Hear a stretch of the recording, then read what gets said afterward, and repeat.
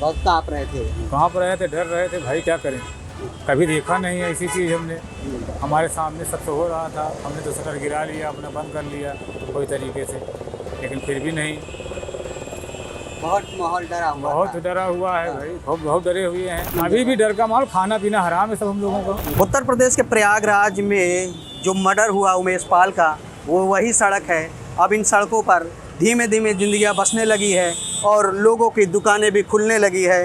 हालांकि जब ये मर्डर हुआ यहाँ पर, यहाँ के सीसीटीवी बहुत बड़े अहम सबूत बने थे। आप देखेंगे अगर तो उमेश पाल की गली के बाहर अधिकतर सीसीटीवी लगे हुए हैं और इन सीसीटीवियों पे गौर करेंगे तो ये सब हाई रेजोल्यूशन के सीसीटीवी है।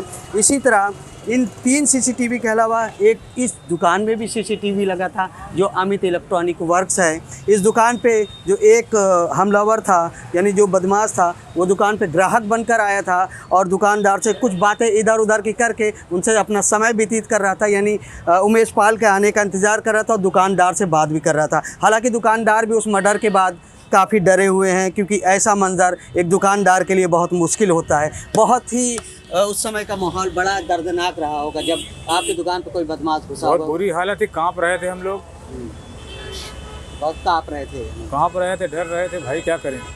कभी देखा नहीं है ऐसी चीज़ हमने। हमारे सामने सब तो हो रहा था, हमने तो शटर गिरा लिया, अपना बंद कर लिया कोई तरीके से, लेकिन फिर भी नहीं। बहुत माहौल डरा हुआ बहुत था। डरा हुआ है भाई, बहुत डरे हुए हैं, क्या करें। कोई अच्छा, आपने ये नहीं सोचा था भाई हम इस लायक नहीं हैं कि हम जो है मतलब उनके साथ लड़ सकें या कुछ कर सकें। भाई हम तो धंधे वाले हैं, रोज़ कुआं खोदो रोज़ पानी पियो वाले काम है हमारे।